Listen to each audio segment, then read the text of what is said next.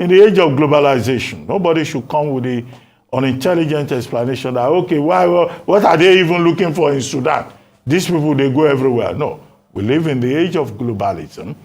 Nigerians have the right of freedom of movement across the world, but they must be safe.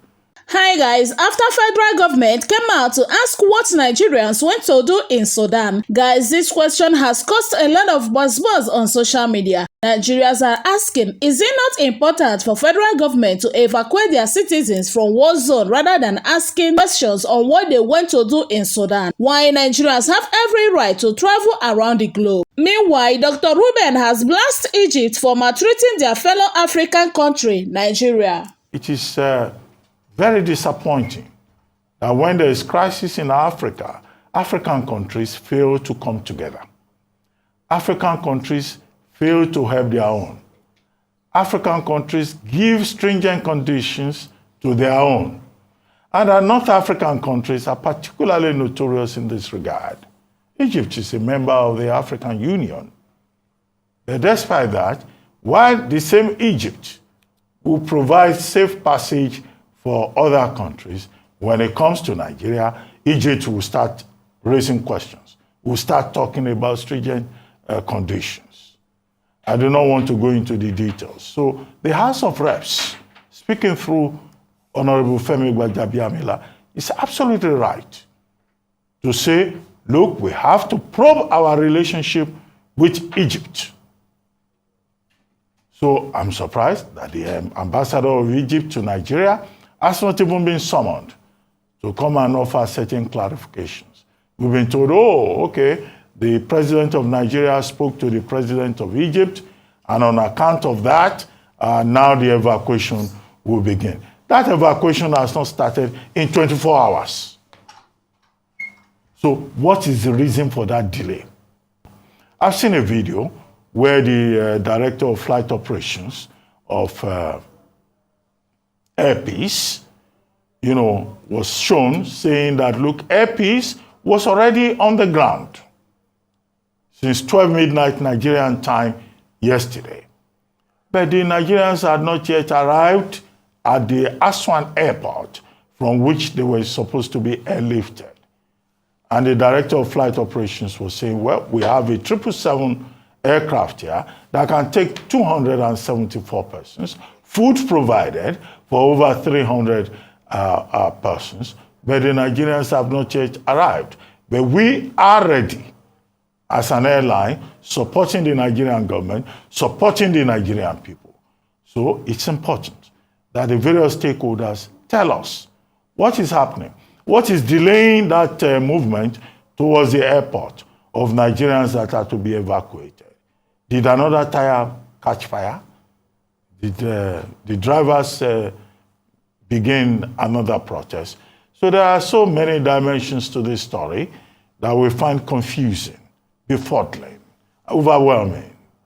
And the only way all of this can be resolved is when we begin to see the arrival of our compatriots who are in Sudan, who have been kept there for logistics reasons, they tell us, for diplomatic reasons, they tell us, for complete 3 weeks. Many of them stranded at the Aswan border for more than 5 days now, as it were. We will be relieved when we see them begin to arrive. Whether they are taxonomized according to states, according to whatever, but we just need them to be out of danger zone, because there is danger in Sudan, and we need our people back home. The families back home are traumatized. They want their people back home.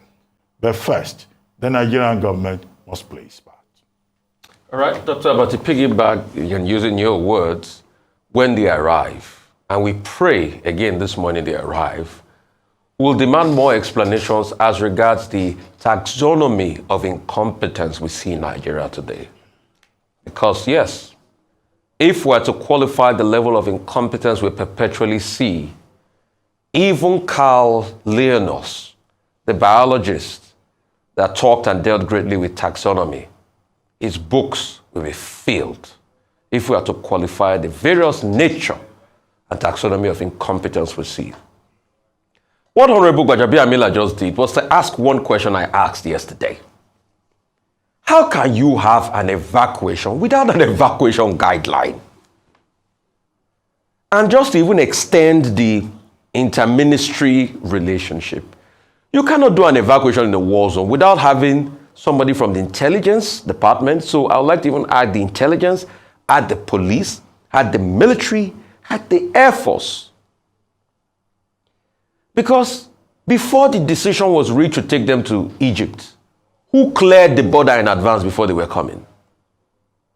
So if you needed a high-stake conversation by President Muhammadu Buhari, why didn't you allow President Muhammadu Buhari call first the Egyptians and have a high-stake conversation clearing the way before you go to the border? These are the things you only learn when you have planning and you have a proper interministerial conversation. We compare ourselves with the UK, but this was the same thing in the UK. What I'm saying is what the UK did when they set up Cobra.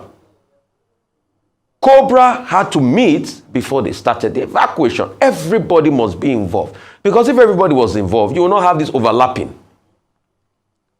of interministerial play. The ambassador on ground in Sudan was saying, it's not me, oh. They didn't even give us money. Oh. It's NEMA that was trying to pay the drivers. But we have an ambassador on ground, an embassy on ground, and they could not liaise. I hope this is a seminal moment, because it's not that we're bereft of ideas. We know what to do, but we don't just do it well, because you see, personal interest overcomes national interest. And that's what leads to this grand taxonomy of incompetence we keep talking about every time. Who is even issuing out statements? Because in all of this, we've seen a lot of overlapping of statements. NIDCOM will issue one, Ministry of Foreign Affairs will issue another one. My goodness me.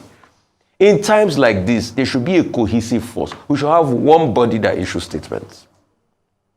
Because this fight for what I call carry-meism, see me, let them see me, I'm the one walking, will take us nowhere.